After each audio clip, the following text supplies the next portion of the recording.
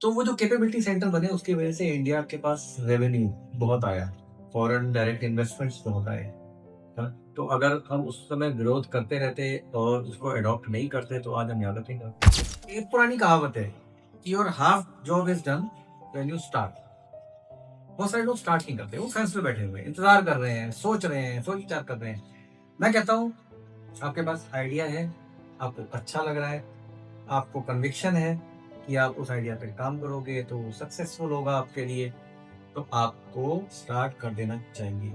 नई जनरेशन को मैं एक और चीज़ बताऊँगा कि time management is very important. मैं देखता हूँ कि घंटों के हिसाब से वो रील्स देख रहे हैं। They are wasting their time. अपना टाइम मैनेजमेंट, ये जो नई जनरेशन है, ये 2 तरीके की होगी। एक जो नाचेगी और एक जो नचाएगी। बंदर की तरह एक नाचेगा, एक मदारी की तरह नचाएगा। भुवनेश्वर के बगल में एक जगह है, खुर्दा, वहाँ पर सेटअप हो रहे हैं। तो Adani is investing huge amounts in data centres in that particular area. HCL tech कर रहा है। आरबीआई का 18 एकड़ का डेटा सेंटर वहाँ पर बन रहा है। डायमेक्स स्टूडियो की इंटायर टीम के साथ आप सभी का वेलकम, स्वागत एंड आदाब। लेकिन चलते हैं आज के शो की तरफ। लेकिन उससे पहले आपको बता दें सुगंता डॉट कॉम के बारे में। सुगंता डॉट कॉम एक ऐसी वेबसाइट जिसके जरिए स्टूडेंट्स जो है अपने टीचर का चयन कर सकते हैं। अगर आप संस्कृत पढ़ना चाहते हैं, जर्मन पढ़ना चाहते हैं, तो आप इंटरनेशनल स्टैंडर्ड के टीचर्स के साथ कनेक्ट हो सकते हैं सुगंता डॉट कॉम के साथ। सुगंता डॉट कॉम के जरिए स्टूडेंट्स अपने टीचर्स को तो चुन सकते हैं, लेकिन अब टीचर्स भी अपने स्टूडेंट्स को चयन कर सकते हैं, चुन सकते हैं कि उन्हें किसको पढ़ाना है, कैसे स्टूडेंट्स चाहिए, कहाँ के स्टूडेंट चाहिए, इंडिया के या इंडिया के बाहर के। इसके लिए आप जुड़ सकते हैं सुगंता डॉट कॉम के साथ। सुगंता डॉट कॉम लॉग इन कीजिए और जल्दी से अपने बेस्ट टीचर का बिल्कुल आगाज कीजिए अपनी पढ़ाई में अच्छे मार्क्स के साथ। तो चलते हैं आज के पॉडकास्ट के साथ, जहां पर आज हमारे साथ जुड़ रहे हैं एक ऐसे इंसान जिन्होंने काफी स्ट्रगल किया और अपनी मेहनत के दम पर आगे बढ़े। जी हाँ, और आज हमारे साथ हैं दीपेश दमन शर्मा जी। स्वागत है आपका। हेलो। तो दीपेश जी, आपका जो सफर जिंदगी का रहा वो कैसा रहा? ओवरऑल अच्छा रहा। ओवरऑल अच्छा रहा? यस। स्टार्टिंग जो स्टैंडर्ड की बात की हमने वर्ल्ड स्पेस के साथ, हाँ। That's one of the company जहां पर हमने साथ में भी काम किया। यस। वर्ल्ड स्पेस जहां पे करेक्ट। सैटेलाइट रिसीवर्स वगैरह होते थे, क्या स्टोरी क्या थी वहां की आपके हिसाब से? स्टोरी अच्छा, वो जैसे कहते हैं ना, ऑल ऑफ अ सडन वो अपॉर्चुनिटी एक बार आई थी। तो जो वो अपॉर्चुनिटी थी उसमें मेरे को शोरूम सेल्स की जॉब मिली थी। ये 27 साल पहले की बात बता रहा हूँ। 27 साल पहले 27 की साल बात पहले। है। आप समझ सकते हैं कि सो 27 साल पहले जो है यस। इतना एडवांस टेक्नोलॉजी नहीं थी। और क्या था वो सिस्टम? ओके।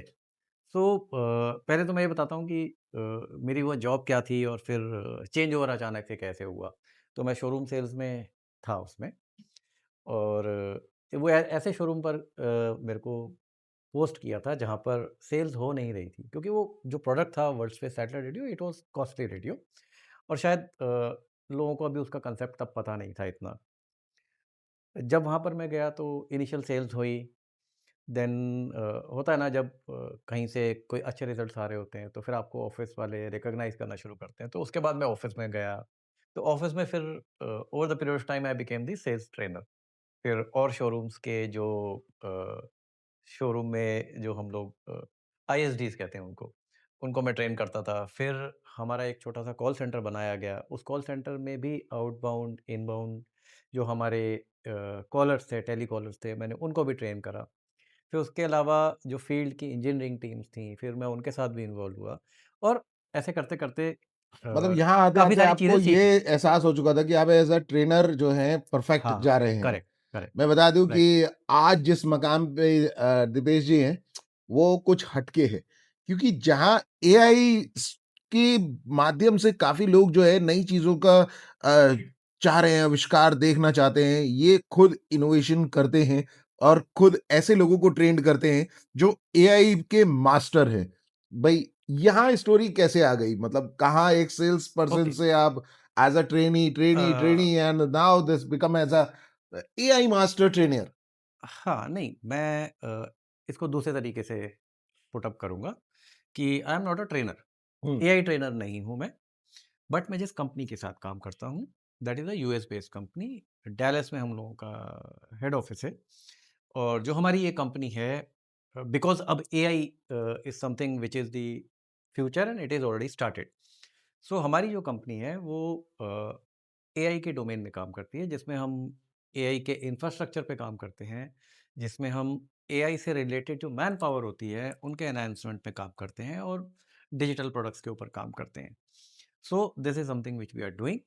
तो उसमें जो हमारा एक वर्टिकल है people for AI, so I take care of that people for AI division, जिसमें कि जो लोग हैं, जो एम्प्लॉयज़ हैं, जो मैन पावर है, हम उस मैन पावर को अब एआई के साथ एक तरीके से कहते हैं ना कि मर्ज कर रहे हैं। उनको वो एक स्किल उनका ऐड ऑन कर रहे हैं। तो वी आर डूइंग दिस। तो आपके हिसाब से यूएस कंपनी और इंडियन कंपनी हुँ। बेस्ट कौन-सी आ रही है आपके हिसाब से? ऑनेस्टली स्पीकिंग, कंपनीज़ टेक्नोलॉजी की जो एडवांसमेंट है वो यूएस में ज़्यादा होती है, क्योंकि वहाँ पर उस तरीके के एनवायरनमेंट हैं, ऑलरेडी एग्जिस्टिंग है। एक स्टार्टअप के लिए बहुत फर्टाइल वहाँ पर ग्राउंड मिलता है। बट जो उन टेक्नोलॉजीज़ को वहाँ पे डेवलप होती हैं, एडॉप्ट हम लोग यहाँ पे करते हैं, और फिर जो हमारे यहाँ के लोग हैं, over the period of time हम स्किल हो जाते हैं और वी बिकम द जैसा आपने पार्ट कहा ऑफ कि that human system. Human part तो सारा ज़्यादातर इंडियंस ही काम कर रहे हैं या काफ़ी बड़ा चंक, हाँ? काफ़ी बड़ा चंक। हाँ, तो क्या हम ही बना रहे हैं यूएस के लिए और हम ही अपने आप खुद ही अ, उसके खरीदार बन रहे हैं? दोनों चीज़ें हैं। कुछ लेवल पे हम लोग बना भी रहे हैं और कुछ लेवल पे जो वहाँ बन रहा है उसको हम एडॉप्ट भी कर रहे हैं, दोनों चीज़ें हैं। लेकिन जो मेकर्स हैं, जो एआई मेकर्स अगर हम कहें कि जो एआई मेकर्स हैं, वो प्रॉपरली इंडिया के ही होते हैं। मैक्सिमम अगर देखा जाए तो नहीं, इंडियन ऐसा नहीं होते कह हैं। सकते। हर हर जगह के लोग हो सकते हैं, फिलीपींस के भी हो सकते हैं, जापानीज़ भी हो सकते हैं। चाइना एआई में बहुत अच्छा काम कर रहा है। तो they have created their own models, own products, वो बन ही रहे हैं। बट आप कह रहे हैं मार्केट हमारे यहाँ पे ही है सबसे ज़्यादा। यूज़र हमारे पास बहुत ज़्यादा है ना। अगर हम पॉपुलेशन की बात करते हैं तो इंडिया की पॉपुलेशन और चाइना की पॉपुलेशन, ये समझ लो कि almost one third of the population इन्हीं दो कंट्रीज़ में है। तो हमारे पास यूज़र बेस ज़्यादा है। जैसे मैं एक एग्ज़ाम्पल देता हूँ कि जो यूपीआई जब हमारा आया था, तो इनिशियली बड़ा रेजिस्टेंस था कि इंडिया में इंटरनेट की प्रॉब्लम है, नेट स्पीड्स नहीं है, उस तरीके की टेक्नोलॉजीज़ नहीं है, और फिर लोगों के पास उतनी नॉलेज भी नहीं है, एजुकेशन नहीं है, तो वो पता नहीं अडॉप्ट करेंगे, नहीं करेंगे। तो वो एक रिज़र्वेशन शुरू में था। बट इंडिया में हम देख ही रहे हैं कि यूपीआई शायद दुनिया का सबसे ज़्यादा ट्रांज़ैक्शन जो हम लोग ऑनलाइन करते हैं वो इंडिया में ही होता है, और हर लेवल का इंसान कर रहा है। हर तो लेवल का तो कर रहा है, लेकिन हमारे देश में टैक्स की भी तो चीज़ें आप देख रहे हैं ना, कितनी ज़्यादा चीज़ें हैं में। अब तो सुना है कि यूपीआई में भी अपना टैक्स आ रहा ही है। मतलब जो ट्रांज़ैक्शन होगी, उसमें भी यूपीआई में भी अब टैक्स का एक नया बिल कोई देखो, पास बड़ी हो रहा सीधी-सी था। बात है कि कोई भी बिज़नेस हुँ, हुँ। अगर वो प्रॉफ़िटेबल नहीं होगा, तो over the period of time वो लॉस मेकिंग होगा, तो बंद हो जाएगा। ठीक है ना? तो ऐसे ही तो बैंकिंग, यूपीआई की आपके हिसाब से ऐसे ही सच्चाई क्या बैंकिंग है? को भी तो सच्चाई क्या है ये यूपीआई का जो सिस्टम ऐसे बिठाया जा रहा है कि उससे ये ईज़ ऑफ बिज़नेस में बहुत हेल्प कर रहा है ना। ओके, तो अब इसमें हर लेवल इसमें का उस कंपनी को इंसान, पैसा नहीं मिल रहा? वो यू इसीलिए अगर उनको उतना पैसा नहीं मिल रहा, वो अपनी प्रॉफ़िटेबिलिटी बढ़ाने के लिए कहीं पर कुछ चीज़ों को इंडक्ट करेंगे। पहले आप पैसा दे किसी से ले लेते हैं, फिर आप पेटीएम का सहारे पे आ जा ले एक बैसाखी नहीं, दे नहीं, देते हैं नहीं, नहीं, पेटीएम की, यूपीआई ऐसा है नहीं ना? है ना। उसके बाद फिर उस पे भी टैक्स लगा देते हैं। नहीं, ऐसा नहीं है। यूपीआई में आप अपना पैसा ट्रांसफ़र करने के लिए यूज़ कर रहे हो। आपके अकाउंट में पैसे पड़े हुए हैं, आपने किसी को पेमेंट करनी है। अब 2 तरीके होते हैं, या तो आप बैंक जाओगे, वहाँ से कैश निकालोगे, फिर आप जिससे आपने कुछ परचेज़ करा है, आप उसको वो कैश दोगे, फिर वो आपको वापस करेगा चिल्लर। ये सारी चीज़ें जो है ना, इतना लंबा जो एक वो प्रोसेस था, वो बहुत सिर्फ़ मिलीसेकंड्स में ही कन्वर्ट हो गया है। यानी कि वो जो पूरा प्रोसेस था, वो इतना स्पीड अप हो गया है, उसकी वजह से एक बेनिफिट और भी हुआ है कि जो छोटे लोग थे, छोटे-छोटे बिज़नेसेस कर रहे थे, जो कोई कार्ट लगा रहा था, उसकी इतनी कैपेबिलिटी नहीं है, ना इतनी समझ थी कि वो बैंकिंग सिस्टम में जाकर के बैंक में अकाउंट खोले या चेक से पैसे निकाले, तो उसके लिए बहुत ईज़ी हो गया। लेकिन अब ये जो छोटे कार्ट वाले हैं या बिज़नेस जो कर रहे हैं, उनसे एक एक एक्स्ट्रा रकम भी तो जाएगी। वो बहुत नॉमिनल होती है। आप जो सर्विस यूज़ कर रहे हो, उस सर्विस का जो आप चार्ज दे रहे हो, वो बहुत नॉमिनल है। वो आपको ऐसा हिट नहीं करता है। हम बात कर रहे थे अभी तो यूपीआई की, लेकिन जब हम वापस एआई टेक्नोलॉजी पे आते हैं, हाँ, तो अब इसके सेंटर जो है इंडिया में लग रहे हैं काफ़ी डेटा जगह पे, और centres data centres. Data centres, और ये डेटा सेंटर्स का विरोध भी हो रहा है इंडिया में। हुँ, बैंगलोर में काफ़ी विरोध हुआ। हुँ, बिल्कुल हो रहा है। तो ये लगने चाहिए या नहीं लगने चाहिए लगने चाहिए, क्यों नहीं लगने चाहिए? इंडिया में? बिल्कुल लगने चाहिए। पानी के जो फ्रेश वाटर यूज हो रहा है, हुँ, और कह रहे हैं कि उससे तो बहुत ज्यादा फ्रेश वाटर यूज होगा, तो फिर उसकी पानी की कमी हो जाएगी इंडिया के अंदर, या फिर बाहर देशों में तो इसका विरोध हो रहा है। हुँ, मतलब बाहर की कंट्रीज चाहती नहीं है कि उनके यहाँ पे ये डाटा सेंटर लगे, हुँ। नहीं, लेकिन ऐसा नहीं है। कई कंट्रीज ने विरोध किया है। देखो ये बात बिल्कुल ठीक है कि कोई नई चीज़ आती है मार्केट में क्योंकि लोगों को समझ नहीं होती है, तो इस वजह से विरोध होता है। जैसे तो अभी हम बात कर रहे थे यूपीआई की, तो शुरू में उसका भी तो विरोध हुआ था, जी बिल्कुल, बट उस देन पर वो विरोध अडॉप्ट हो हुआ गया। था। आज से मैं 1980s की बात कर रहा हूँ, जब इनिशियली कंप्यूटर्स इंडिया में आए थे तो उसका भी विरोध हुआ था कि जी ये लोगों की जॉब चली जाएंगी, लेकिन ऐसा हुआ नहीं, उसका उलट हुआ कि कंप्यूटर्स आए, टेक्नोलॉजीज़ आईं, तो उससे रिलेटेड जॉब्स बहुत बढ़ गई। तो फिर हमारे पास कॉल सेंटर्स इंडिया में आ गए, तो जीसीसीज़ अब आ रहे हैं। तो वो जो कैपेबिलिटी सेंटर बने, उसकी वजह से इंडिया के पास रेवेन्यू बहुत आया, फॉरेन डायरेक्ट इन्वेस्टमेंट्स बहुत आए, है ना? तो अगर हम उस समय विरोध करते रहते और उसको अडॉप्ट नहीं करते, तो आज हम यहाँ तक नहीं पहुँचते। एग्ज़ैक्टली डेटा सेंटर्स के साथ भी ऐसा ही होगा, या अगर हम एआई की भी बात करते हैं, तो अगर हम अडैप्ट नहीं करेंगे, अडॉप्ट नहीं करेंगे नई टेक्नोलॉजीज़ को, नए सिस्टम्स को, तो हम पीछे रह जाएँगे, यू मीन से ठीक है? ये कि ऐड ऑन करता रहना चाहिए धीरे धीरे बिल्कुल। धीरे धीरे। लेकिन विरोध भी तो उसके साथ साथ हो रहा है। क्या हमारे यहाँ पे एजुकेशन लेवल उतना नहीं है कि जब कंप्यूटर आया अ, तो उसका विरोध, यूपीआई आया तो उसका विरोध, अब डेटा नेक्स्ट। Centre right. तो डेटा सेंटर का विरोध जो है वो एनवायरमेंटल एस्पेक्ट्स को नज़रों में रखते हुए किया गया है। नाउ उसका एक वो है तरीका है कि हम लोगों को ऐसे एरियाज़ आइडेंटिफ़ाई कर लेने चाहिए जहाँ पर पानी की दिक्कत ना हो। क्योंकि डेटा सेंटर्स हीट जनरेट बहुत करते हैं। उनकी एनर्जी यूसेज बहुत ज़्यादा होती है। तो उस हीट को कम करने के लिए डेटा सेंटर्स को एफिशिएंटली काम करें, सिस्टम्स में प्रॉब्लम्स ना आएँ, तो उसके लिए कूलिंग सिस्टम्स की ज़रूरत होती है, जिसकी वजह से पानी की यूसेज होती है। तो पहला तो ऐसे एरिया आइडेंटिफ़ाई किए जा सकते हैं जहाँ पर पानी की ऐसी दिक्कत नहीं है। जैसे कि अभी हम अगर आप गूगल करते हैं, आपको समझ में आ जाएगा कि कुछ एरियाज़ ऐसे हैं जहाँ पर डेटा सेंटर सेटअप हो रहे हैं। Now those data centres for example they are getting setup in Bhubaneswar, Odisha. Bhubaneswar के बगल में एक जगह है खुर्दा, वहाँ पर सेटअप हो रहे हैं। तो Adani is investing huge amounts in data centres in that particular area. HCL tech कर रहा है।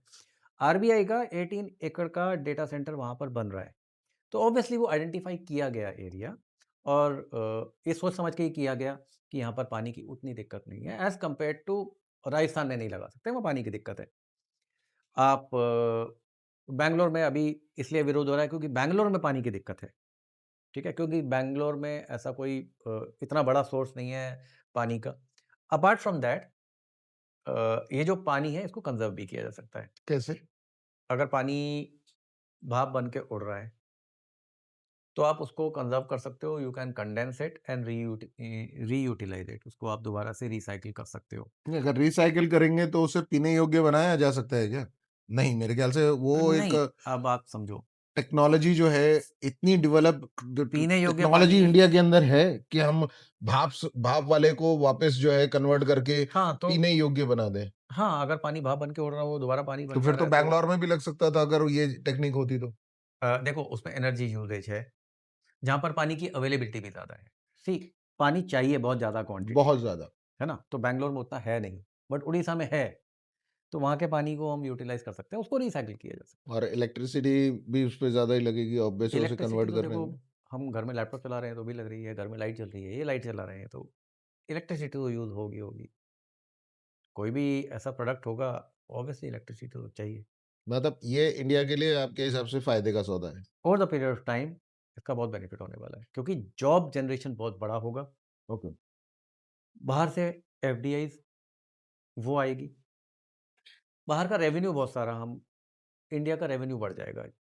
तो जब एक पर्टिकुलर सेक्टर में रेवेन्यू बढ़ जाता है, तो उस रेवेन्यू को हम और बहुत सारी चीज़ों के लिए यूटिलाइज़ कर सकते हैं। जो एनवायरमेंटल कहते हैं ना कि एनवायरमेंट पे इफ़ेक्ट पड़ने वाला है, हम्म। तो we can use that extra revenue, government के पास एक्स्ट्रा पैसा होगा, तो हम लोग उस पर्टिकुलर एरिया के एनवायरनमेंट को एनहांस करने के लिए और पेड़ लगा सकते हैं और बहुत सारी चीज़ें की जा सकती हैं। पैसा होना चाहिए। पैसा होना चाहिए, तो आप कहते हैं कि मतलब इससे इजीली पैसा जो है ज्यादा से अच्छी तादाद में इंडिया के पास आ जाएगा। जॉब्स आएँगी, बाहर की कंपनीज़ को हम लोग सर्विसेज़ देंगे, तो उसका पैसा लेंगे ना। That is revenue which is flowing into India. Right. अब जो दीपेश जी करते हैं, आप बेसिकली जो आपका काम है, आप काफी लोगों के साथ इंटरव्यूज भी करते हैं, और वो हाँ। भी हायर पेड वाली जॉब्स के। हाँ, मतलब तो वो ये जो ऑनलाइन इंटरव्यूज होते हैं, उसमें चीटिंग का भी थोड़ा बहुत आइडियाज हाँ, हो जाता है लोगों को, क्योंकि एआई का आजकल बहुत एआई का एआई बहुत यूज़ हो रहा है इसमें। एआई का यूज होता है। तो बहुत सारे ऐसे वो कैसे किया जा सकता है? और मतलब करते होंगे आपसे जब मतलब बात करते मैं करते। तुम मेरे से ये पूछना चाह रहे हो कि चीटिंग कैसे करी करी जाती है? वो नहीं बताओ? होती है, और करी कैसे जाती है, मतलब वो सब इजीली, क्योंकि हमें अच्छा डॉक्टर भी चाहिए, हमें अच्छा इंजीनियर भी चाहिए, हमें अच्छा एआई का इंसान भी चाहिए जिसको एआई की अच्छी नॉलेज हो। हुँ, लेकिन वो जो पैरामीटर्स आप लगा के उसे चेक करते हैं, रिजेक्ट कर देते हैं, वो किस कौन से पैरामीटर्स हैं बेसिकली? ओके, और लोग उससे बचने के लिए आपके पैरामीटर से कौन कौन से तरीके अपनाते हैं? अच्छा। जनरली क्या होता है कि बहुत सारे ना एजेंट्स हैं, टूल्स हैं, जो लैपटॉप में अपने कैंडिडेट्स इंस्टॉल कर लेते हैं। जैसे पैराकीट एआई है, इस तरीके के काफ़ी सारे हैं टूल्स। तो वो लैपटॉप में लोग इंस्टॉल कर लेते हैं और वो उनके स्क्रीन पे ऑन हो जाता है। हम इधर से क्वेश्चन पूछते हैं, तो वो टूल हमारी आवाज़ को पकड़ लेता है, हम क्या पूछ रहे हैं और उसकी स्क्रीन पे आंसर्स आते रहते हैं, जो पहले हम से नहीं देख सकते, जो क्योंकि हम आपको उसकी विजिबल स्क्रीन नहीं में जो होगा। हमको विज़िबल नहीं है, उसको विज़िबल है। तो वो एक तरीका है, तो उसको हम मिटिगेट कर लेते हैं।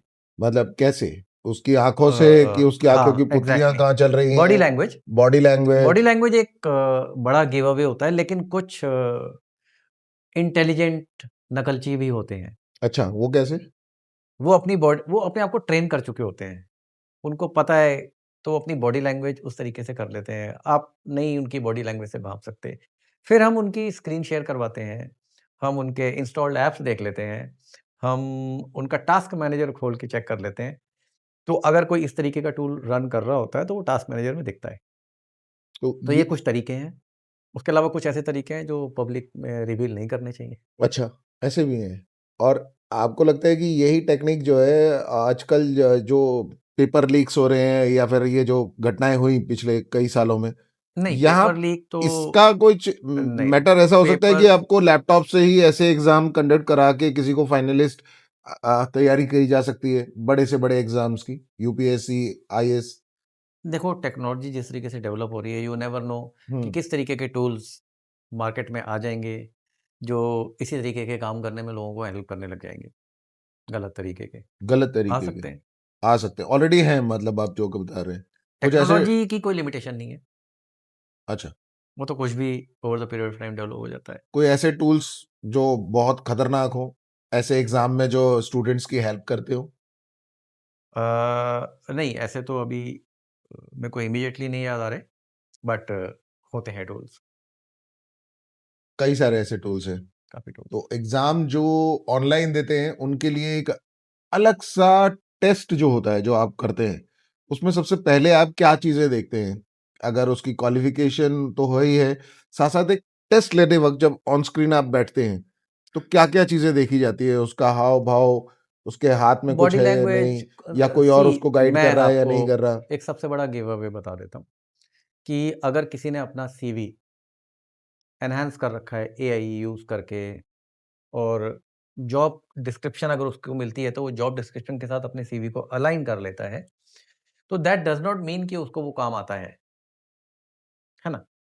और जिसने कोई काम नहीं करा और सिर्फ़ सीवी के अंदर for the sake of it लिख दिया है, जब हम उससे रिलेटेड क्वेश्चंस पूछेंगे, तो कॉन्फिडेंस लेवल नहीं होगा, एज़ कंपेयर्ड टू जिसने ऑलरेडी इस तरीके का काम कर रखा होगा।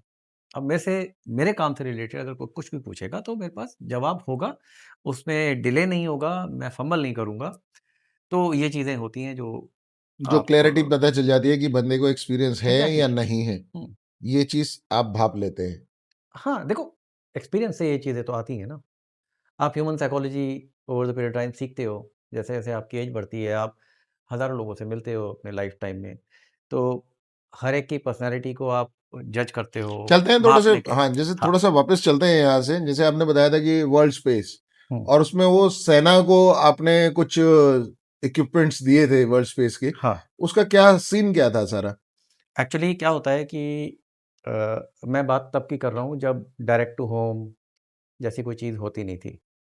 तो वर्ल्ड स्पेस एक सैटेलाइट रेडियो कंपनी थी, जिससे कि आप किसी भी एरिया में जो ब्लाइंड स्पॉट है, जहाँ पे किसी तरीके का नेटवर्क नहीं है, वाया सैटेलाइट आप वहाँ पे सिग्नल्स भेज सकते हो।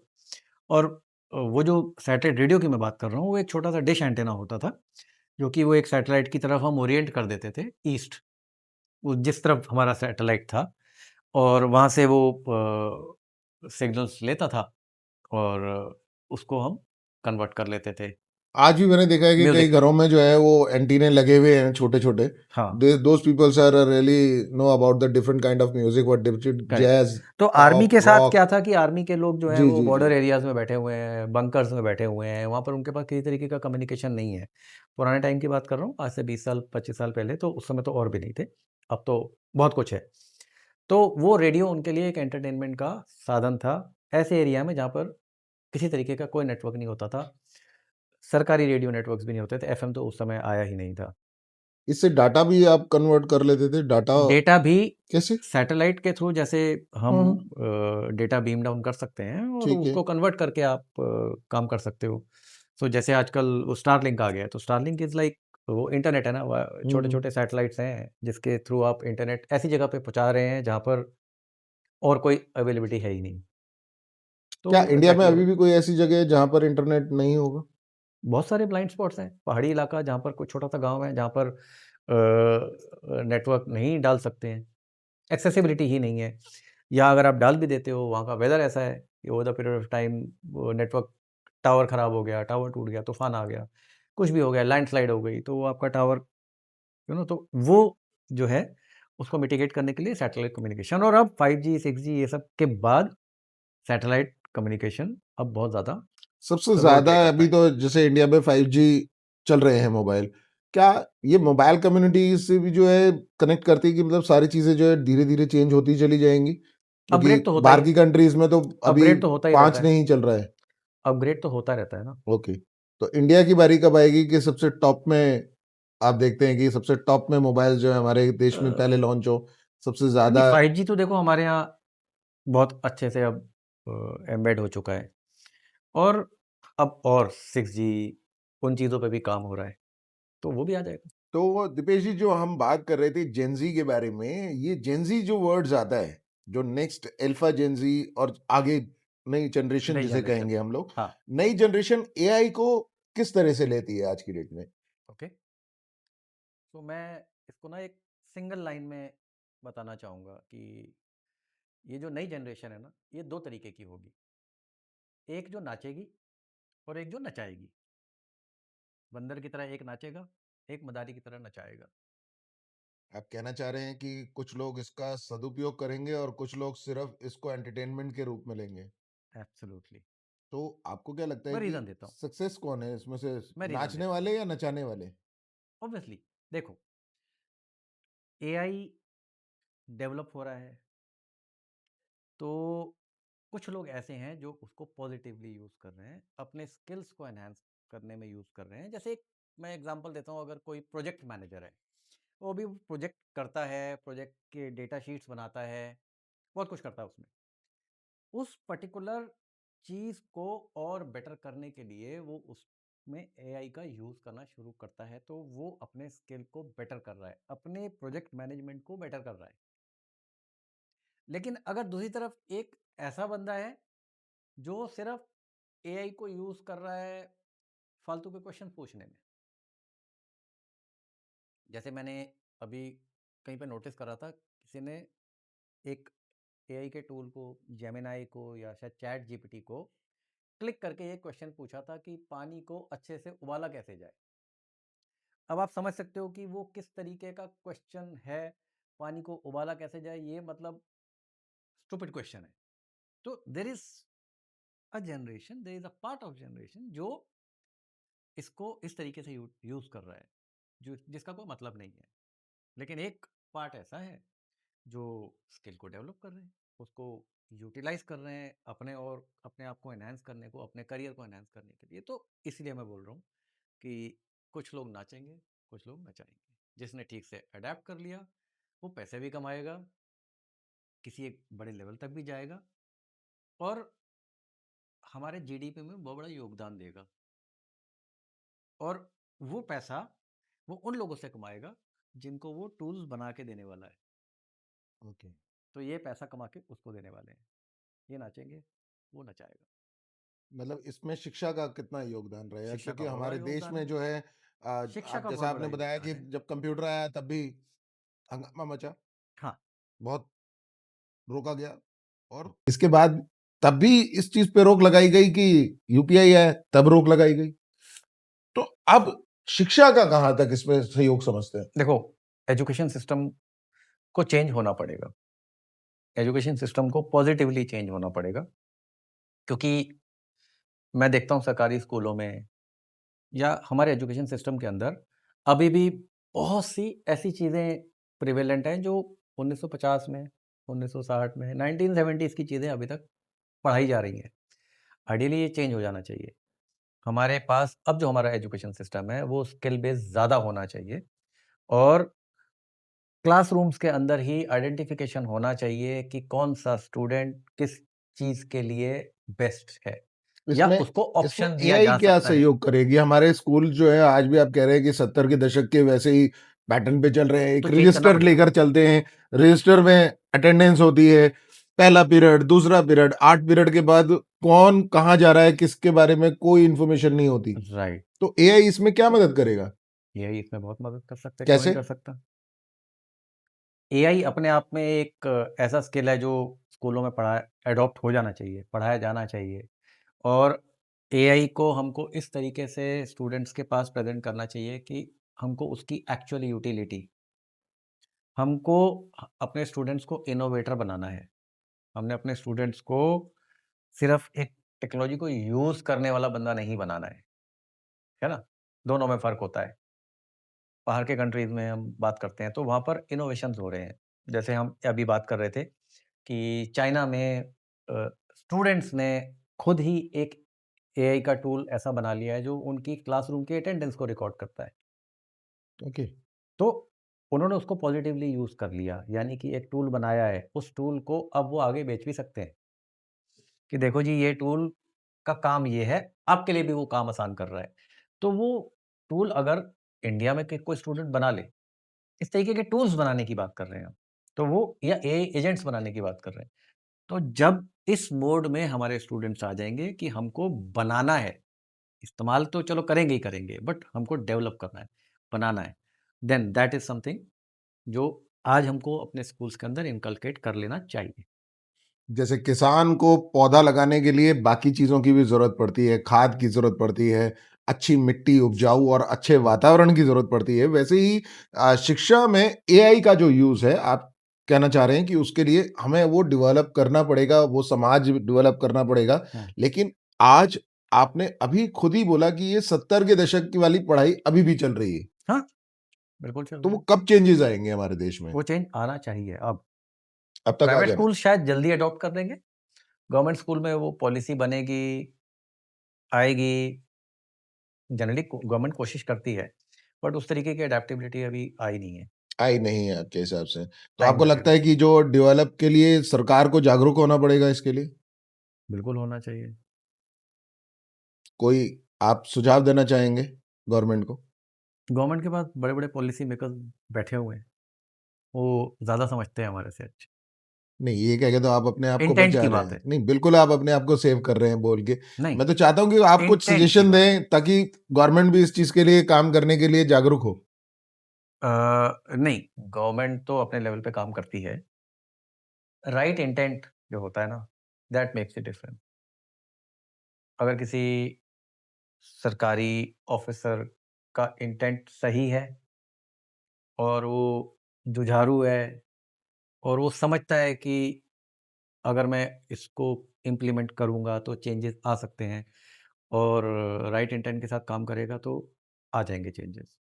मतलब आप सोचते हैं कि ऐसी पॉलिसीज़ हैं बट एक राइट वे में राइट इम्प्लीमेंट इंसान ठीक की तरीके कमी से है, करने वाला, करने वाला इंसान की कमी है मतलब। सिस्टम में जो राइट। बैठे जो हैं हम बात कर रहे हैं ना कि किसान को फसल उगानी है, तो किसान को फसल उगाने के लिए सारे एंटरप्राइज़ करने पड़ेंगे वो। खाद भी डालनी पड़ेगी, टाइम पे पानी भी देना पड़ेगा। लेकिन वो इंसान अपनी फसल उगाता है एक इंटेंट के साथ उगाता है कि मेरी फसल अच्छी होगी। तो वो सारी चीज़ें करता है पहले, उसके बाद रिज़ल्ट्स आते हैं। ऐसा तो नहीं होता ना कि वो बीज डाल कर के आ जाता है और इंतज़ार करता है कि चलो अब तो हो ही जाएगा, ऐसा नहीं होता कभी भी। सर कंपनी में जब आप जाते हैं किसी को मोटिवेट करने के लिए एक एज़ अ मोटिवेशन स्पीकर, तब आप किन बातों का ध्यान रखते हैं?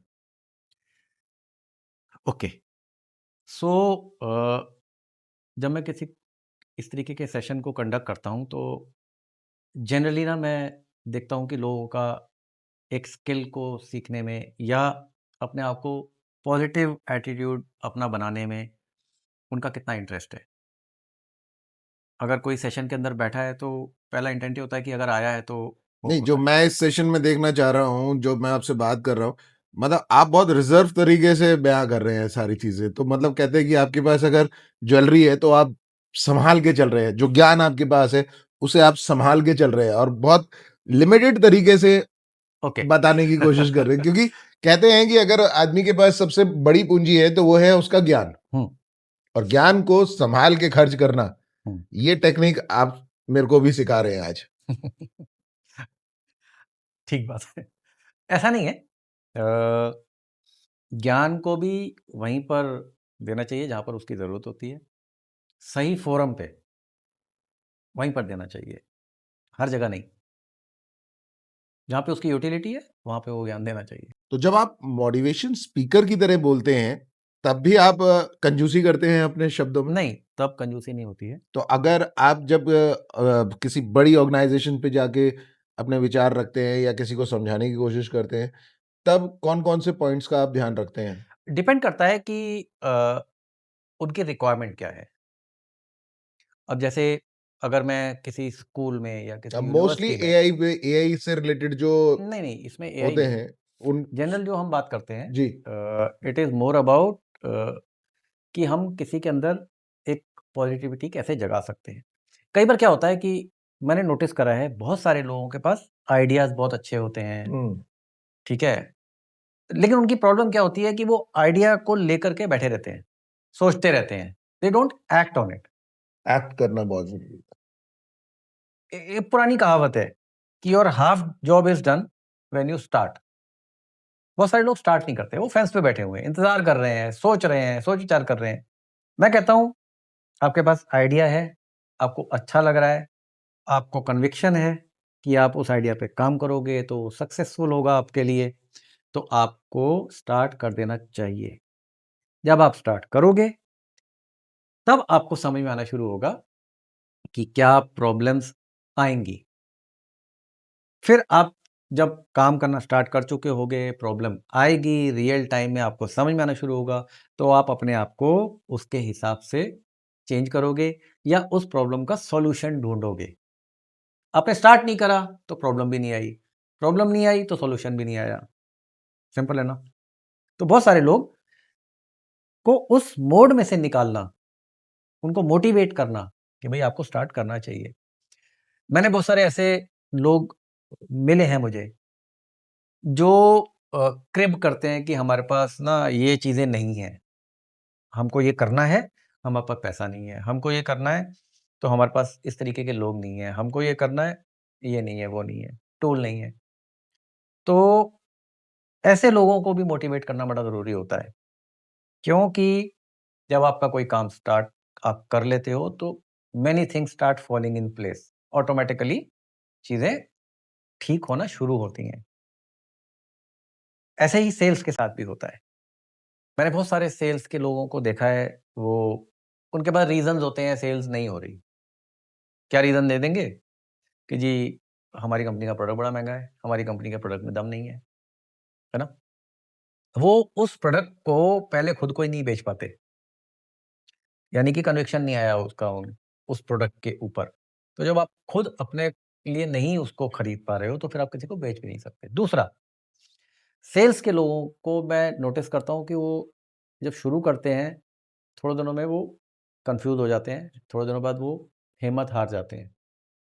सेल्स का बड़ा सिंपल थंब रूल होता है, 100 डोर्स को आप खटखटाओगे तो 1 दरवाज़ा खुलेगा, 10 दरवाज़े खुलेंगे तो 1 सेल होगी।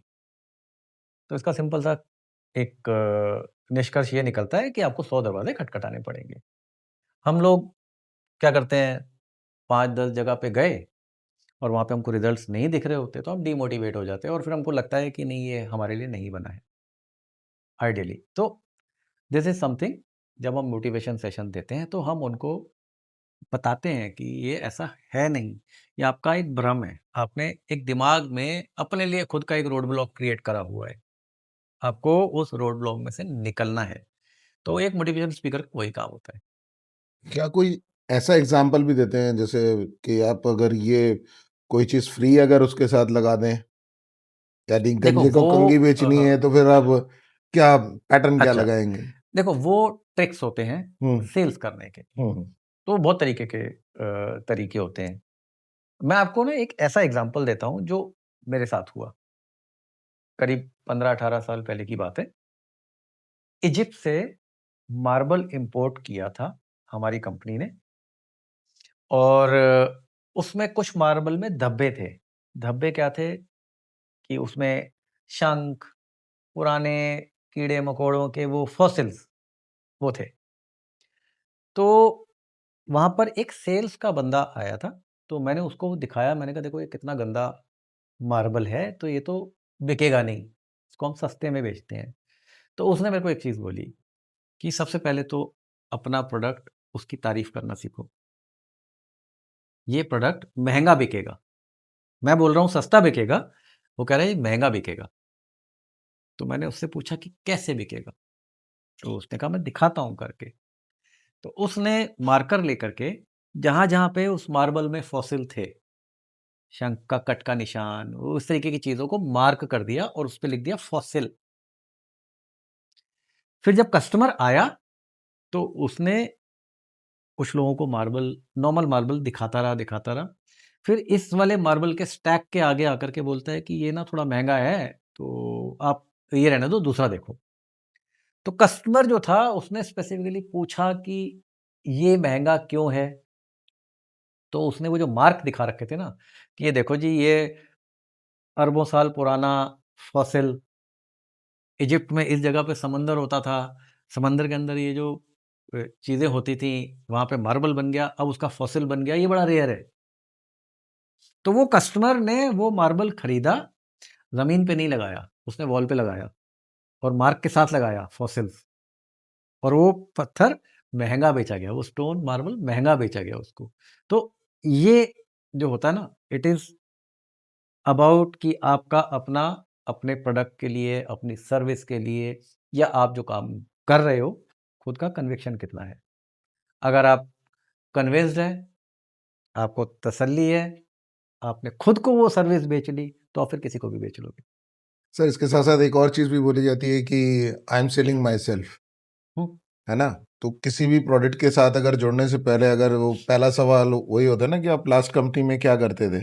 हुँ, तो स क्या ये आंसर देना ठीक रहता है? क्योंकि सबको ऐसा लगता है कि इस आंसर से काफ़ी अच्छे बिल्कुल। रिस्पॉन्स मिल जाते हैं। आई am selling my self. Positivity जो होती है ना, दैट ऑलवेज़ विन्स। आप आज नेगेटिव बातें करना शुरू करो, 10 लोगों के ग्रुप में जाकर के आप दुखड़ा सुनाना शुरू कर दो, एवरीवन विल बी डिसइंटरेस्टेड, वो आपसे बात करना छोड़ देगा। आप पॉज़िटिविटी वाली बातें करना स्टार्ट कर दो, everyone would like to associate with you. This is the fact. So अगर आप तो किसी जब आप कहीं इंटरव्यू देते हो, मैं जी, लोगों को बोलता हूँ, अगर आप हाँ। इंटरव्यू देने जा रहे हो, तो कॉन्फिडेंस के साथ जाओ, पॉज़िटिविटी के साथ जाओ, और जिस तरीके से एक्चुअली सामने वाला एक्सपेक्ट कर रहा है, उस तरीके से आप आंसर्स दोगे। जैसे ही आप उसके साथ आपका लेवल मैच हो जाएगा, आप इंटरव्यू क्रैक कर जाते हो। लेकिन जब इंटरव्यू में खास तौर पे कोई फीमेल आती हैं, उनका और मेल का कुछ डिफरेंस आता है नहीं, ऐसा कुछ नहीं, कम्युनिकेशंस ऐसा में कुछ या नहीं फिर होता। अट्रैक्शन में कुछ अलग नहीं, ऐसा कुछ बिहेवियर ऐसा आप कभी महसूस नहीं करते? ऐसा कुछ नहीं होता, ऐसा कुछ होता ही नहीं है? नहीं होता। मेल फीमेल्स का कोई नहीं, जो प्रोफ़ेशनल कंपनीज़ होती जी, हैं, वो स्किल्स पर ध्यान देती हैं, शक्ल पर नहीं। अच्छा। तो ये जो इंडिया में बड़ी-बड़ी कंपनीज़ हैं जिसकी हम बात कर रहे हैं, जैसे जेनपेक्ट हो गया या फिर आपका कॉन्सेटेक्स हो गया और बहुत सारी ऐसी कंपनीज़ हैं। इनमें भी अलग-अलग चीज़ों के लिए एआई यूज़ हो रहा है। लेकिन इसमें कहीं न कहीं ग्राउंड लेवल पे सैलरी कम होती है। मतलब जो इंडिया के हिसाब से सैलरी बहुत कम आंकी जाती है। वहाँ के लोगों का भी कहना ये है कि स्टार्टिंग 22,000 से लेके और 30,000 से मैक्सिमम। तो ऐसा क्यों है? क्या इंडिया इतना नहीं, सैलरी कम नहीं कह सकते ये। ये कम एक सैलरी फ्रेशर के लिए 25,000 रुपए, 30,000 रुपए is okay salary. That is a base level salary जिसमें कि एक फ्रेशर क्योंकि उसके ऊपर अभी इतनी बड़ी ज़िम्मेवारी होती नहीं है, तो उसके लिए वो ठीक सैलरी होती है। बाकी वो एक ज़रिया बन जाती है, जहाँ पे आप अपने स्किल्स को डेवलप करो, एक्सपीरियंस गेन करो और फिर आप एक कंपनी के लिए एसेट बन जाते हो। तो फिर आपकी इंक्रीमेंट्स भी होते हैं या आप अपने स्किल को इतना अच्छा डेवलप कर लेते हो कि फिर आपके पास दूसरी कंपनी से ऑफर्स आना स्टार्ट हो जाते हैं या आप अप्लाई करते हो तो आपका कॉन्फिडेंस जो रहता है वो आपकी सैलरी बढ़ाता है। अच्छा। मतलब करत-करत वाली बात आती है कि जितना काम अच्छा करोगे, उतना बढ़िया परफॉर्मेंस रखोगे, जिसकी तब सैलरी आपको आज 25,000 है, हुँ। आज से 5 साल बाद वो लाख, डेढ़ लाख, 2 लाख पे होगा। ओके।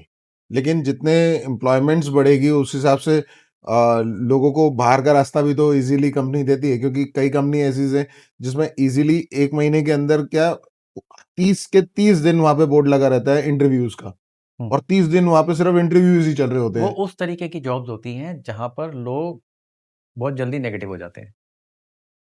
आइडियली होना नहीं चाहिए ऐसा। मतलब खास तौर पे ऐसे उनको कॉल सेंटर्स हैं उनको जहाँ लगने पर लगता है कि 30 दिन बोर्ड ही लगा रहता है interview is open. Hmm, why?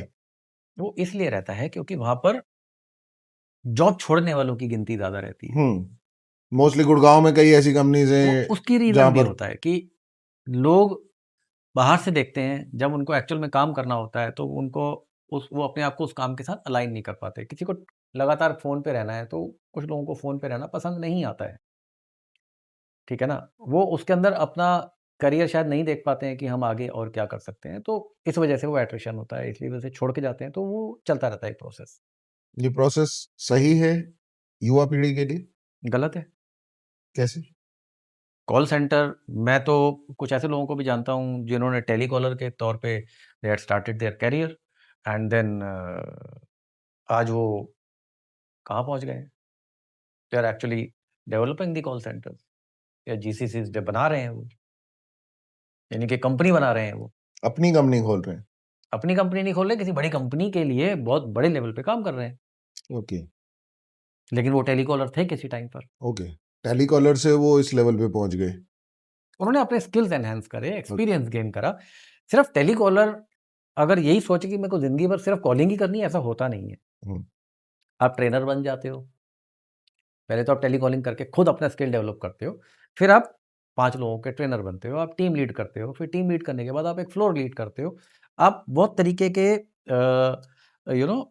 अलग-अलग डोमेन्स में काम कर लेते हो। तो that is the graduation from lower level to upper level धीरे-धीरे आप बढ़ते रहते हो। फिर आप टेक्नोलॉजीज़ भी सीख लेते हो। फिर आप एक कॉल सेंटर पूरा ऑपरेट कैसे करता है, वो सीख लेते हो। तो ऐसे करते-करते आप सीखते हो, तो यू कैन ग्रो। लेकिन हर इंसान के पास वो विज़न नहीं होता। लेकिन इंडिया में क्या आपको लगता है कि जितनी भी बड़ी संस्थाएँ हैं जो पैसा देती हैं, फाइनेंस करती हैं, कोई इंसान अपने लिए बिज़नेस खोलने के लिए इस लेवल तक एक बिना प्रैक्टिस के अगर कोई बिज़नेस करे, तो मुश्किल आती है उस इन चीज़ों में? बिल्कुल, आपके पास नॉलेज नहीं है और आप बिज़नेस करने चल पड़ो तो गलत है। आपको कुछ तो सीखना पड़ेगा पहले, कुछ तो एक्सपीरियंस लेना पड़ेगा पहले।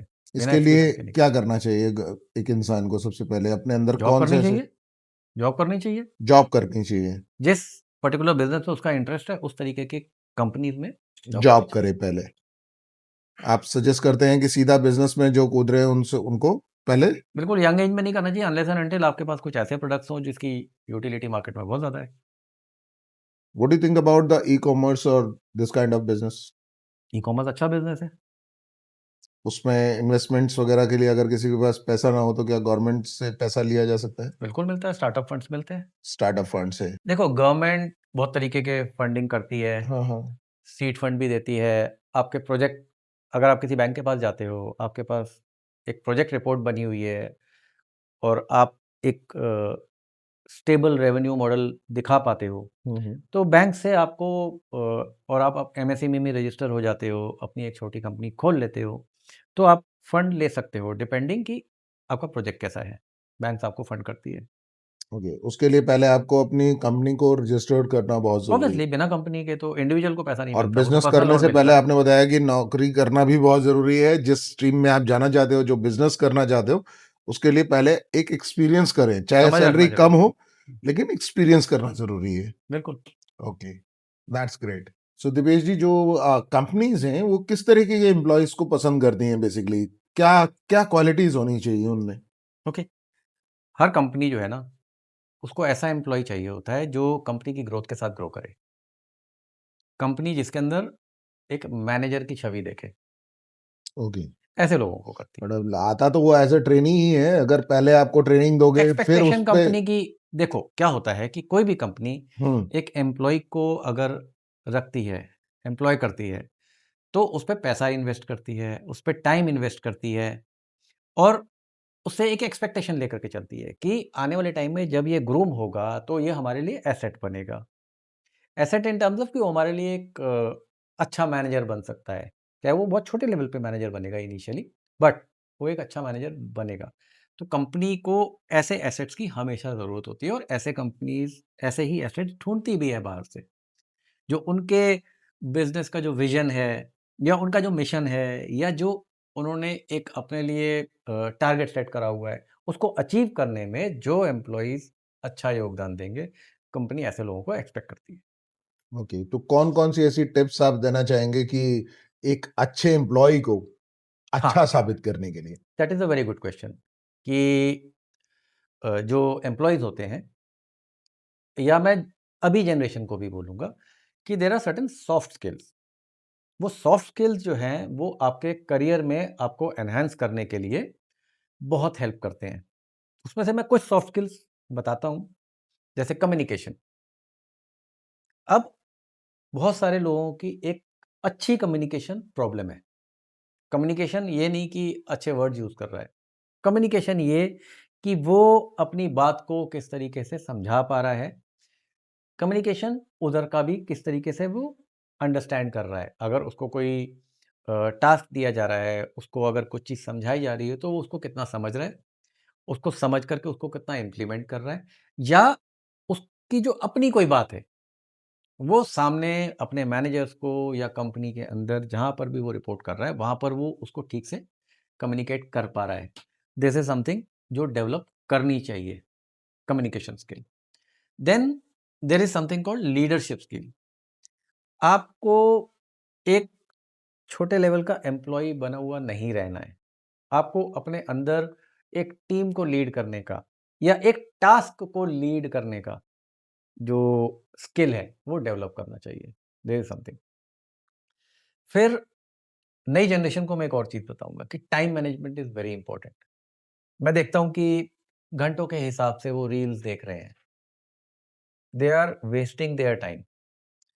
अपना टाइम मैनेजमेंट यानी कि उनको अपने पूरे टाइम को उस तरीके से डिफाइन करना है कि मेरे को ये टास्क इतने टाइम में करना है, इतने में करना है, डिस्ट्रैक्शन नहीं आएगा। तो टाइम मैनेजमेंट अगर आपका ठीक होगा, तो फिर आपकी प्रोफेशनल ग्रोथ होगी। थर्डली एक सॉफ्ट स्किल होता है जिसको हम बोलते हैं कॉन्फ्लिक्ट मैनेजमेंट। कई बार क्या होता है कि जब हम एक ऑर्गेनाइजेशन में काम कर रहे होते हैं तो हमारे बीच में ना कॉन्फ्लिक्ट्स डेवलप हो जाते हैं। कंपनी के अंदर ही एम्प्लॉइज़ के साथ कॉन्फ्लिक्ट हो सकता है, आपके मैनेजर के साथ कॉन्फ्लिक्ट डेवलप हो सकता है। तो आपको कॉन्फ्लिक्ट को रिज़ॉल्व करना, उस कॉन्फ्लिक्ट को मिटिगेट करने की कैपेबिलिटी होनी चाहिए, ठीक है? ये एक अच्छे मैनेजर की निशानी होती है। देन आपके पास प्रॉब्लम सॉल्विंग स्किल्स होनी चाहिए। प्रॉब्लम आ गई, आप कोई प्रोजेक्ट कर रहे हो, उसमें एक सिचुएशन डेवलप हो गई। अब आपके पास 2 तरीके हैं। आइदर आप क्या करो कि अ, आप हाथ छोड़ दो, जी नहीं हो रहा, दूसरे के भरोसे हो जाओ। दूसरा बंदा आपको कोई सॉल्यूशन निकाल के दे, एक तो वो तरीका होता है। या फिर आप अपने आप को उस तरीके से इनोवेट करो कि उस पर्टिकुलर प्रॉब्लम को आप के लिए सॉल्यूशन क्या निकाल सकते हो। तो आपको अपने आप को इनोवेट करना है, तो उस तरीके से आपको अपने आप को ट्रेन करना चाहिए। तो इस तरीके के कुछ सॉफ्ट स्किल्स हैं, जो बहुत इंपॉर्टेंट होते हैं, जो आपके स्किल्स में आने चाहिए, वो आपको एनहांस करेंगे आपकी करियर को डेवलप करने के लिए। तो मैं जो नई जनरेशन है, उनको बोलता हूँ कि ये जो सॉफ्ट स्किल्स होते हैं, इस पे ज़्यादा काम करना चाहिए। बाकी चीज़ें आप साथ में सीख सकते हो। राइट। जो अभी बच्चे जो नई जनरेशन के फर्स्ट ईयर सेकंड ईयर्स में कर रहे हैं, उनको आप क्या सजेशन देंगे कि एआई को किस तरह से यूज करना चाहिए? बिल्कुल। तो ऐसी जनरेशन को मैं ये बोलूँगा कि आप ना एआई को as a positive tool use करना शुरू कीजिए। एआई को आप अपने डेली यूज़ में कैसे ले सकते हैं, आप अपने करियर को एनहांस करने के लिए एआई को कैसे यूज़ कर सकते हैं, उस पे काम करना शुरू करें। एआई के एजेंट्स आप डेवलप कर सकते हो, जो आपके किसी पर्टिकुलर टास्क को आपके लिए आसान करते हैं। इस तरीके की चीज़ें करनी चाहिए उनको। लोग लीड जनरेशन के लिए ज्यादातर एआई को यूज कर रहे हैं, कर लेकिन सकते हैं। क्या उससे फायदा हो रहा है लोगों को बिल्कुल आपके होता है, हिसाब से? बिल्कुल होगा। लेकिन जो मेटा और ये सब चीजें जो है एक बहुत अच्छी रकम भी कमा रही हैं इसकी वजह से। हुँ, इंडिया में अगर इससे तो इतना पैसा लीड जनरेशन्स के लिए देना हुँ, और नेट का भी खर्चा करना, हुँ। तो हम खुद भी इस तरीके के टूल्स डेवलप कर सकते हैं, लीड कैसे? जनरेशन के। किसी आपके पास और को डेटा पैसा होता है। ना देना पड़े? नहीं, आपके पास डेटा है, हुँ, आप कॉलिंग एजेंट्स बना सकते हो। तो यानी कि वो जो कोल्ड कॉलिंग होती है, जैसे हम 10 एम्प्लॉयी रखते हैं, ठीक है। हर एम्प्लॉयी की एक कैपेबिलिटी होती है, एक कैपेसिटी होती है, एक दिन में 80 कॉल, 100 कॉल। हुँ, आप एआई के एजेंट्स, कॉलिंग एजेंट्स बना सकते हो और अपने हिसाब से उनको ट्रेन कर सकते हो और वो आपके लिए उस पर्टिकुलर डेटा पे कॉलिंग करते हैं और आपको एंड में आकर के एक पूरी समरी बना के दे देते हैं कि इसमें से ये लोग इतने हैं, इस लेवल के हैं, ये आपके ये इंटरेस्ट के हैं। वो आपको उससे मिल जाता है। तो आप जो कोल्ड कॉलिंग का क्वांटम है, वो आप बहुत ज़्यादा बढ़ा सकते हो। मतलब ये जब पॉट आ जाएँगे तो फिर आप फिर वही बात आएगी कि एम्प्लॉयमेंट्स कम हो जाएगी, नहीं होंगी। कैसे? कंप्यूटर जब आया था तब भी लोगों ने यही बोला था कि ये कंप्यूटर पता नहीं कितने लोगों की नौकरी खा जाएगा। लेकिन आप कह रहे हैं कि जब बढ़ एक गई। कॉलिंग कॉलिंग वाला जो सिस्टम है, अब वो कंप्यूटर कॉलिंग करेगा हर एक को, 80 लोगों को कॉल कर रहा है, हुँ, तो एक टेलीकॉलर की तो छुट्टी। नहीं कैसे हो गई? छुट्टी क्यों हो गई? कैसे? क्यों नहीं उस होगी? टेलीकॉलर को आप और बेटर कामों के लिए यूज़ करना शुरू कर दोगे। अब आप क्या करोगे? एक टेलीकॉलर ने 100 कॉल करी, उसने पूरे दिन में स उसकी प्रोडक्टिविटी 100 कॉल की है। आपने एक टेलीकॉलर को 1 लाख लोगों का डेटा दे दिया और एक दिन में 2000 कॉल चली गई एआई बॉट के थ्रू, तो 2000 का उसके पास समरी आ गई। 2000 में से 20 उसके रिलेवेंट मिल गए। नाउ उसने कॉल कर ली 2000 पे, 20 पे उसने टेलीकॉलर ने as a business manager call कर लिया। तो प्रोडक्टिविटी बढ़ गई ना अब। ओके। तो मतलब एक क्वांटिटी से अच्छा है क्वालिटी। क्वांटिटी वाला काम एआई ने कर दिया, क्वालिटी पे अब आपके पास फ़िल्टर्ड डेटा आ गया। ओके। अब आपको 100 कॉल में आपका जो टाइम बर्बाद हुआ था, अब वो सिर्फ़ 20 कॉल का रह गया। वो जो टाइम बर्बाद वाला काम था, वो एआई ने कर लिया। मतलब आप कहते हैं कि टाइम और एआई दोनों को सेव कर रहा है। मतलब टाइम जो है किल नहीं होगा, ईज़िली यूटिलाइज़ होगा और बेस्ट रिज़ल्ट्स भी आएगा बेटर एआई रिज़ल्ट से। आएँगे। यस। That's great. तो हर जॉब के अंदर एआई को किस तरीके से आपको इंटेलिजेंटली एम्बेड करना है, that is going to make the difference. That's a lovely touch. तो ये थे हमारे साथ आज के मेहमान जिनका परिचय अभी आपके सामने फिर से मैं बता दूं, दीपेश भाई। दीपेश जी, बहुत अच्छा लगा आपके साथ। आपने हमारे को एआई के विषय में तमाम प्यारी सी जानकारियां दी और ये भी लॉजिक बताया कि कैसे अपने आप को डेवलप कर सकते हैं। मतलब एआई को डेवलप करने से अच्छा सबसे पहले अपने आप को डेवलप करें। ये बेस्ट बातें जो आपने हमें बताई, उसके लिए तहे दिल से आपका धन्यवाद। दैविस की इंटायर टीम को आपका अगर परिचय या आपसे कांटेक्ट करने के लिए कहें तो कहाँ कर सकते हैं? मैं बहुत जगह अवेलेबल हूँ। हर सोशल मीडिया प्लेटफॉर्म पे आपको मैं मिल जाऊंगा। अच्छा। तो लिंक्डइन पे दीपेश दमन शर्मा आप ढूंढेंगे तो दैट इज माय प्रोफेशनल जो प्रोफाइल है वो वहाँ पर मिलता है मिल जाएगी। आपको। यस। क्या बात है! तो डायविक्स के सभी दोस्तों को मैं बता दूं कि आप सभी के लिए तमाम इन्फॉर्मेशन लेकर आते हैं हम अपने नए पॉडकास्ट में, जहां पर अलग-अलग लोग आपसे मिलते हैं, लेकिन आप एक काम करना भूल जाते हैं, लाइक करना, शेयर करना और सब्सक्राइब करना। ज़रूर जल्द से जल्द आपने पूरा पॉडकास्ट देखा, लेकिन आपने अभी तक लाइक और सब्सक्राइब तो किया ही नहीं। शेयर भी कीजिए दोस्तों, तो जुड़े रहिए आपके अपने डायविक्स स्टूडियो के साथ और अपना ध्यान रखिएगा।